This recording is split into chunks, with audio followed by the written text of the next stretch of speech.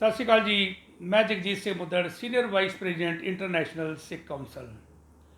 रोज़ कोई ना कोई असी देखते हैं कि खबर जी है सिख समाज जोड़ा है साढ़े थले कौन करता पाया।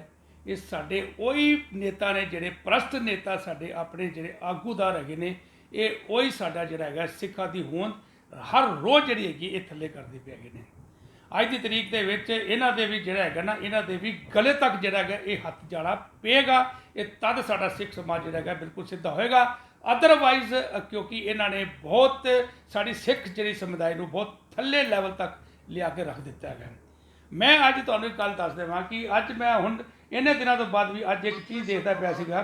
तुसीं देखो कि ये अज मैं E24 चैनल देख रहा सीगा ते E24 चैनल के सोशल मीडिया पर अपनी आवाज उठाते हुए बाला साहिब गुरुद्वारा साहिब में बन रहे अस्पताल को बेचने का आरोप कमेटी के पूर्व प्रधान परमजीत सिंह सरना पर लगाया। मगर आज सेंटर आ रहा है। करीब बीत जाने के बावजूद भी मौजूदा कमेटी कुछ भी साबित नहीं कर पा रही। आखिर अस्पताल बेचा था या नहीं। 2013 और 2017 में गुरुद्वारा कमेटी के चुनाव में अकाली दल बादल ने इन्हीं मुद्दों को लेकर सिख संगत को गुमराह किया था और आज एक बार फिर इस मुद्दे को चुनाव से पहले उठाना शुरू कर दिया है। इस पूरे मामले पर जवाब देने के लिए बात करते हैं शिरोमणि अकाली दल दिल्ली के महासचिव फरविंदर सिंह सरना से। सरना साहब, एक बार फिर एक आरोप है जरा लगातार 2013, 2017 और 2021 भी तैयार हो गया कि कुछ बाला साहब गुरुद्वारे बन रहे अस्पतालों में देता है। ठीक कहना चाहोगे?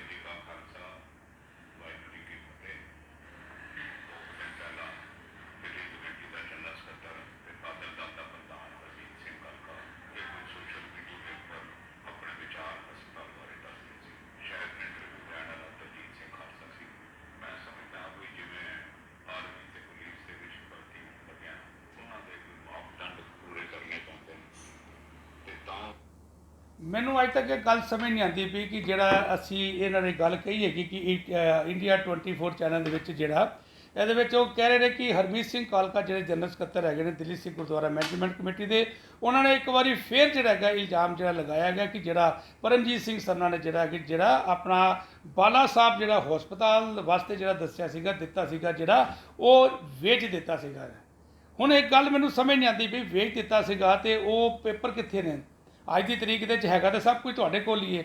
मैं कहना वा कि अज एक चीज़ तो मैं क्लीयर गल दस देवां कि मैं 4-5 दिन पहले भी रकाबगंज साहब गुरुद्वारे गया सीगा तो जे बाला साहब का हॉस्पिटल का जी जमीन अगर उन्होंने वेच दी सी तो फिर अज जो तुसीं दोबारा अगर बाला साहब गुरुद्वारा जो बाला साहब का जो हॉस्पिटल बनाते पे हो तो वो वास्ते संगतां कोलों पैसा किस वास्ते तुसीं मंगते पे हो जे वेच ही दी है एक बार तुसीं कहंदे पे हो।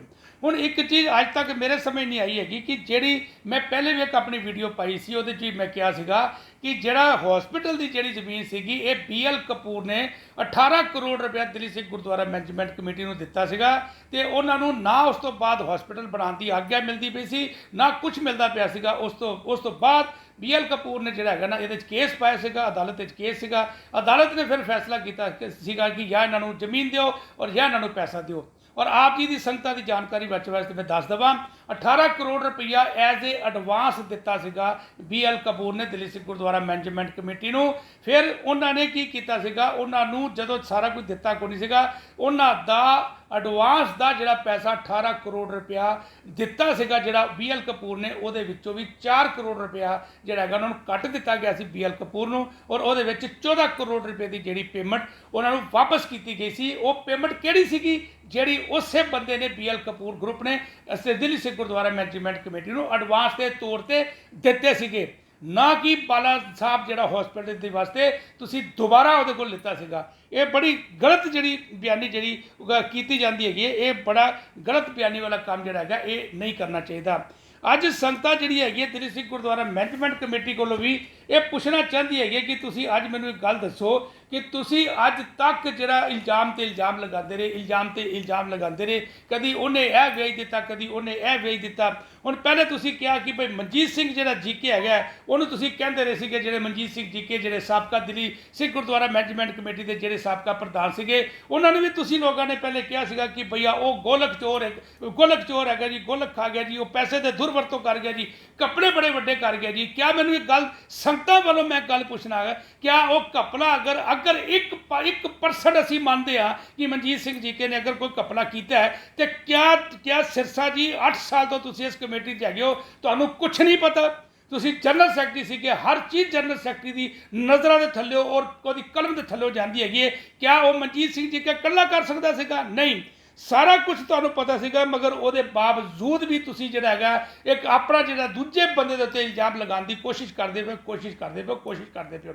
अज मैनूं एक चीज़ नहीं समझ आती पई, अज मनजीत सिंह जीके दे उत्ते भी देखो अज तक उहदे ते तुसी इल्जाम लगाया सीगा कि मगर उन्होंने अज तक प्रूफ नहीं कर पाए। कहते हैं इल्जाम लगाना बड़ा सौखा है मगर उन्होंने प्रूफ करना बड़ा औखा है, समझ गए हो। ये एक चीज़ होर ही मैं दसा कि सरना भरावां ते भी कई बार गल आती है, परमजीत सिंह सरना, हरविंदर सिंह सरना के उत्ते भी कई बार गल आती है कि भाई उन्होंने भी बड़ा घपला किया। मैनूं नहीं अज तक समझ आती, मेरी नॉलेज विच अज तक तो उन्होंने घपला तो कोई अज तक तुसीं सामने कढ ही नहीं पाए। हाँ, जिन्हों ने उन्होंने पार्टी में रह के अगर कोई गलत काम किया होएगा, मैनू यह पता है कि उन्होंने जोड़े भी बंदे ने अगर कोई घपले करने की कोशिश की होगी या कोई यहो जिहा कोई काम किया होगा तो उन्होंने कार्रवाई करके उन्होंने बाहर भी कढ़ दिता होएगा। क्योंकि अज इन्ने साल हो गए ने, अब तुसीं किन्नियां कोशिशां कीतियां कि सरना दे उत्ते जिहड़ा तुसीं एक मतलब उन्होंने केस उहदे ते कढ़ के दसो, घपले ते कढ़ के दसो, मगर मैं कहना वा कि अगले बंदे भी बिजनेसमैन हैगे ने, घपला एक भी घपला उन्हां दा संगतां दे सामने नहीं आ पाया। हुण सवाल ये पैदा होंदा है कि मैं अज बड़ी क्लीयरली तुहानूं मैं गल दस्सां वां कि अज दी तरीक दे विच तुसीं गुरसिख कमेटी दे विच इस टाइम मैं सिरसा साहब तो आप जी नूं पुछना चाहना, तुसीं कमेटी दे विच प्रधान हो, तुसीं दसो कि तुसीं जिहड़े प्रधान हो कि तुसीं अज इन्ने सालों तो तुसीं प्रधान हो, इन्ने सालों तो तुसीं कमेटी दे विच हैगे हो, 8 साल तो तुसीं कमेटी च हैगे हो। तुसीं मैनूं दसो कि तुसीं जद प्रधान बने हो तुसीं की कीता, तुसीं अज सिख संगतां वास्ते की कीता, इस चीज़ का तुसीं जवाब दे दिओ, सिवाए लंगरां दे या सिवाए कुछ करन दे तुसीं इस चीज़ का जवाब दिओ तुसीं की कीता। अज गुरु ग्रंथ साहब की जिहड़ी अगर बेदबी होई हैगी है तो तुसीं उहदे ते कुछ नहीं बोलते, तुहाडे किसी भी बंदे दा उत्थे कोई भी बयान नहीं आंदा।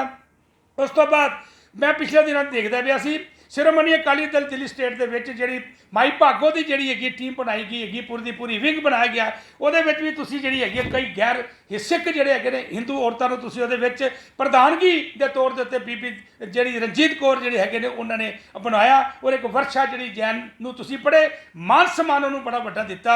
और कई बंदे मैं एक गल तुहानूं मैं दस दिंदा कि अज की तरीक दे विच तुहाडे अज अकाली शिरोमणी अकाली दल दे विच भी मैनूं पता लग्या कई बंदे ऐसे हैगे ने कि जिहड़े बंदे जिहड़े अपने सिख समुदाय चों नहीं हैगे और तुसीं उन्हां नूं वड्डे वड्डे पद भी दित्ते होए ने। मैं कहना वा कि तुसीं जिहदे नाल मर्जी तालुकात रखो, तुसीं बीजेपी नाल तालुकात रखो, तुसीं आरएसएस नाल तालुकात रखो, कोई दिक्कत वाली गल कोई नहीं। हर बंदा अपना जिहड़ा हैगा अपनी मन मर्जी के हिसाब नाल चलदा हैगा, मगर तुसीं सब तो पहले एक गल ते देखो कि तुसीं सब तो पहले अपनी सिख मर्यादा नूं मद्दे नज़र रखदे होए तुसीं सिख हैगे हो, सब तो पहले साडी सिक्खी की गल करो, उस तो बाद तुसीं कोई अपनी पार्टी की गल करो, सपोर्ट दिओ, कोई दिक्कत वाली गल कोई नहीं। कोई बंदा यह नहीं है कि तुसी एक पार्टी नूं ही बंदा सपोर्ट करेगा, कोई कांग्रेस नूं सपोर्ट करेगा, कोई अकाली दल नूं सपोर्ट करेगा, कोई बीजेपी नूं सपोर्ट करेगा, कोई आरएसएस नूं सपोर्ट करेगा, कोई आम आदमी नूं सपोर्ट करेगा। ये हर बंदे का निजी स्वार्थ है और हर बंदे का निजी जिहड़ा है तो मतलब अपने तरीके नाल चलणगे। अज की तरीके ते इन्ना रौला पैंदा पिया बेदबी का, इन्ना रौला पैंदा पिया, इन्ना रौला पैंदा पिया। अज की तरीके ते मूँह खुलने चाहिए ने ना। टीचर की पैसे तनख्वाह नहीं मिलती पी, टीचर को पैसा नहीं मिलता पाया, जो पैसा बाहरों आ रहा, जो लंगर वास्ते भी पैसा बाहरों आ रहा है, वह भी पता लगा कि टीचर की तनख्वाह जी देनी सी वो भी पैसा दिता जाए। कई बार आटा की पिछे गल हुई कि आटा वेचा गया। कई चीज़ां ऐसी है कि जिहड़ियां हुण बार बार असीं कहांगे ना तो बार बार कहांगे, वो भी सानूं शर्म आती है कि बार बार कहांगे। कहते हैं अगर कोई एक चुटकला सुनाओना बड़ा वधिया हुंदा है, अगर एक चुटकला सुनावांगे तो बंदा बड़ा हसदा है, दूजी बारी चुटकला सुनावांगे तो बंदा घट हसदा है, तीजी बारी जो कुछ चुटकला सुनावांगे ना तो बंदा गौर ही नहीं करता। मैं कहना अज की तरीक दे विच अगर तुसीं अगर कोई भी चीज़ अगर दिल्ली सिख गुरुद्वारा मैनेजमेंट कमेटी की तरीफ तो अगर करते पे हैगे हो तो सिख मर्यादा नूं मद्देनज़र रख के करो। सब तो पहले सिख सिद्धांतां नूं करो, अपने जिहड़े गुरुआं ने शहादतां दित्तियां हैगियां गुरुआं दी शहादतां नूं सामने तो रखो। अज जब तक तुसीं अगर शहादतां नूं सामने नहीं रखोगे कुछ नहीं जे होने वाला। ਨਾ ਤੁਸੀਂ ਇਲਜ਼ਾਮ ਲਗਾਓਗੇ ਮਨਜੀਤ ਸਿੰਘ ਜੀਕੇ ਤੇ, ਉਹ ਵੀ ਕੁਝ ਨਹੀਂ ਜੀ ਹੋਣ ਵਾਲਾ। ਤੁਸੀਂ ਸਰਨਾ ਦੇ ਉੱਪਰ ਇਲਜ਼ਾਮ ਲਗਾਓਗੇ, ਉਹ ਵੀ ਕੋਈ ਨਹੀਂ ਹੋਣ ਵਾਲਾ। ਕਿਉਂਕਿ ਦਿੱਲੀ ਸਿੱਖ ਗੁਰਦੁਆਰਾ ਤੇ ਆਪ ਨੇ ਉੱਤੇ ਹੀ ਰੋਜ਼ ਦੇ ਰੋਜ਼ ਇੰਨੇ ਇਲਜ਼ਾਮ ਲੱਗਦੇ ਪਏ ਨੇ। ਔਰ ਅਕਾਲੀ ਦਲ ਬਾਦਲ ਦੀ ਜਿਹੜੀ ਹੋਂਦ ਇਸ ਟਾਈਮ ਰੋਜ਼ ਹੀ ਦੇਖਦੇ ਪਿਆ, ਉਹ ਡੇਲੀ ਜਿਹੜੀ ਹੈਗੀ ਉਹ ਨੈਗੇਟਿਵਿਟੀ ਉਹਦਾ ਗ੍ਰਾਫ ਥੱਲੇ ਆਉਂਦਾ ਪਿਆ। ਉਹ ਥੱਲੇ ਇਸ ਕਰਕੇ ਆਉਂਦਾ ਪਿਆ ਕਿਉਂਕਿ ਤੁਹਾਡੇ ਕੋਲੋਂ ਬੜੀਆਂ ਗਲਤੀਆਂ ਹੋਈਆਂ ਔਰ ਜਿਹਨੂੰ ਹੁਣ ਸਿੱਖ ਸਮੁਦਾਇ ਕਦੇ ਵੀ ਮਾਫ ਨਹੀਂ ਕਰੇਗਾ। ਔਰ ਮੈਂ ਕਹਿੰਦਾ ਵਾ ਕਿ ਜਿਹੜਾ ਵੀ ਕਦੋਂ ਚੁਣਾਵੀ ਮੁੱਦਾ ਜਦੋਂ ਵੀ ਆਉਂਦਾ ਉਦੋਂ ਹੀ ਕੋਈ ਨਾ ਕੋਈ ਬਾਲਾ ਸਾਹਿਬ ਹਸਪੀਟਲ ਦਾ ਕੋਈ ਮੁੱਦਾ ਆ ਜਾਂਦਾ, ਉਦੋਂ ਹੀ ਹੁਣ ਕੋਈ 4 ਮੁੱਦੇ ਹੋਰ ਆ ਜਾਣਗੇ। ਮੈਂ ਕਹਿੰਦਾ ਵਾਂ ਕਿ ਤੁਹਾਡਾ ਪਹਿਲੇ ਜਿਹੜਾ ਮੈਨੀਫੈਸਟੋ ਸੀਗਾ 2017 ਦੇ ਵਿੱਚ, ਉਹ ਤੁਸੀਂ ਕਿਹੜਾ ਕੋਈ ਪੂਰਾ ਕੀਤਾ ਆਪਣੇ ਮੈਨੀਫੈਸਟੋ ਦੇ ਵਿੱਚ, ਔਰ ਕਿਹੜਾ ਤੁਹਾਡਾ 2021 ਦੇ ਵਿੱਚ ਮੈਨੀਫੈਸਟੋ ਹੈਗਾ ਜਿਹਦੀਆਂ ਤੁਸੀਂ ਗੱਲਾਂ ਕਰਦੇ ਪਏ ਹੈਗੇ ਹੋ।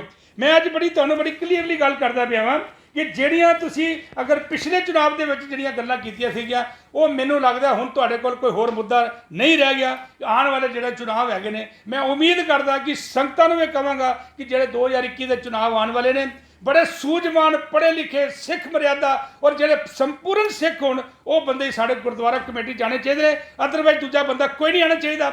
ਔਰ ਮੈਂ ਕੱਲ ਹੋਰ ਸੰਗਤਾਂ ਨੂੰ ਵੀ ਬੇਨਤੀ ਕਰਾਂਗਾ, ਜਿਹੜਾ ਵੀ ਬੰਦਾ ਅਗਰ ਸਿੱਖ ਸਮੁਦਾਇ ਜਾਂ ਗੁਰੂ ਗ੍ਰੰਥ ਸਾਹਿਬ ਦੀ ਅਗਰ ਕੋਈ ਬੇਅਦਬੀ ਕਰਦਾ ਹੈ, ਉਹਨਾਂ ਜਿਹੜੇ ਵੀ ਭ੍ਰਸ਼ਟ ਨੇਤਾ ਨੇ, ਕਈ ਸਾਰੇ ਨਹੀਂ ਹੈਗੇ, ਕਈ ਬੰਦੇ ਬਹੁਤ ਵਧੀਆ ਹੈਗੇ ਨੇ, ਜਿਹੜੇ ਬੰਦੇ ਵਧੀਆ ਆਉਂਦੇ ਨੇ ਉਹ ਭ੍ਰਸ਼ਟ ਨੇਤਾ ਉਹਨਾਂ ਨੂੰ ਅੱਗੇ ਨਹੀਂ ਆਉਣ ਦਿੰਦੇ।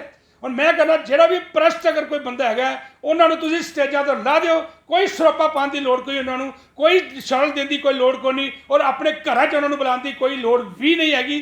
ਕਿਉਂਕਿ ਹੁਣ ਸਭ ਕੁਝ ਪਤਾ ਲੱਗਦਾ ਪਿਆ ਕਿ ਕਿਹੜਾ ਬੰਦਾ ਸਿੱਖਾਂ ਦੇ ਨਾਲ ਖੜਾ, ਕਿਹੜਾ ਬੰਦਾ ਦੇ ਸਿੱਖਾਂ ਵਾਸਤੇ ਕੁਝ ਕਰਦਾ ਪਿਆ ਔਰ ਕਿਹੜਾ ਬੰਦਾ ਸਿੱਖਾਂ ਦੇ ਬਾਹਰ ਕੁਝ ਕਰਦਾ ਪਿਆ। ਬਹੁਤੀਆਂ ਗੱਲਾਂ ਨਾ ਕਰਦੇ ਹੋਏ ਇੱਕ ਗੱਲ ਫਿਰ ਦੁਬਾਰਾ ਕਹਾਂਗਾ, 2021 ਦੇ ਜਿਹੜੇ ਚੁਣਾਵ ਆਉਂਦੇ ਪਏ ਨੇ, ਉਹਦੇ ਵਿੱਚ ਤੁਸੀਂ ਆਪਣੀਆਂ ਵੋਟਾਂ ਜ਼ਰੂਰ ਬਣਵਾਓ ਔਰ ਵੋਟ ਪਾਉਣ ਜ਼ਰੂਰ ਜਾਓ ਔਰ ਵੋਟ ਉਹਨੂੰ ਪਾਓ ਜਿਹੜਾ ਬੰਦਾ ਡਿਜ਼ਰਵ ਕਰਦਾ ਔਰ ਜਿਹੜਾ ਬੰਦਾ ਪਤਾ ਲੱਗਦਾ ਸਾਡੀ ਸਿੱਖ ਕੌਮ ਨੂੰ ਉੱਤੇ ਲੈ ਕੇ ਜਾਏਗਾ। ਸੰਗਤੋ, ਮੈਂ ਅੱਜ ਫਿਰ ਕਹਿ ਰਿਹਾ, ਸੁੱਤੇ ਹੋ ਤੁਸੀਂ, ਜਾਗੋ। ਮੈਂ ਕਹਿੰਦਾ ਜਾਗੋ ਕਿਉਂਕਿ ਬੇਸਿਕਲੀ ਜਦ ਤੱਕ ਤੁਸੀਂ ਆਵਾਜ਼ ਨਹੀਂ ਚੁੱਕੋਗੇ, ਅਸੀਂ ਡੈਮੋਕ੍ਰੈਟਿਕ ਕੰਟਰੀ ਰਹਿੰਦੇ ਹਾਂ। ਡੈਮੋਕ੍ਰੈਟਿਕ ਕੰਟਰੀ ਦਾ ਮਤਲਬ ਹੈਗਾ ਤੁਸੀਂ ਆਵਾਜ਼ ਚੁੱਕੋਗੇ ਤੇ ਤੁਹਾਡੀ ਕੋਈ ਬੰਦਾ ਆਵਾਜ਼ ਤੁਹਾਡੀ ਬੰਦ ਨਹੀਂ ਕਰ ਸਕਦਾ। ਮਗਰ ਤੁਸੀਂ ਆਵਾਜ਼ ਨਹੀਂ ਚੁੱਕਦੇ, ਜਿਹੜੇ ਬੰਦੇ ਗਲਤ ਹੁੰਦੇ ਨੇ ਉਹ ਫਿਰ ਗਲਤ ਬੰਦੇ ਆਪਣੇ 1 2 3 4 5 ਜਿਹੜੇ ਹੱਥ ਖੜੇ ਕਰਕੇ ਆਪਣੀਆਂ ਆਵਾਜ਼ਾਂ ਉੱਚੀਆਂ ਕਰ ਲੈਂਦੇ ਨੇ, ਉਹਦੇ ਵਿੱਚ ਸੱਚੇ ਬੰਦੇ ਦੀ ਆਵਾਜ਼ ਦਬ ਜਾਂਦੀ ਹੈ। ਇੱਕ ਵਾਰੀ ਫਿਰ ਕਹਾਂਗਾ, ਜਾਗੋ ਔਰ ਆਪਣੀ ਬੁਲੰਦੀ ਨਾਲ ਆਵਾਜ਼ ਚੁੱਕੋ, ਜਿਹਦੇ ਨਾਲ ਆਪਣਾ ਸਿੱਖ ਸਮੁਦਾਇ, ਜੋ ਸਾਡੇ ਗੁਰੂਆਂ ਨੇ ਸ਼ਹਾਦਤਾਂ ਦਿੱਤੀਆਂ 10 ਗੁਰੂਆਂ ਨੇ,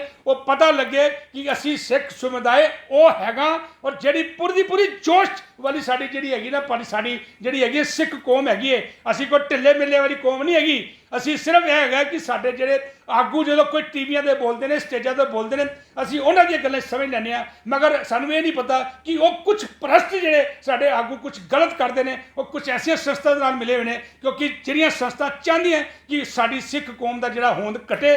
ਇਸ ਤੋਂ ਬਚੋ ਔਰ ਇਸ ਤੋਂ ਅਵੇਅਰ ਹੋ ਜਾਓ। ਮੈਂ ਫਿਰ ਦੁਬਾਰਾ ਕਹਿ ਰਿਹਾ, ਜਾਗੋ ਔਰ ਜਾਗਣ ਦੀ ਲੋੜ ਹੈਗੀ। ਸਤਿ ਸ਼੍ਰੀ ਅਕਾਲ ਜੀ।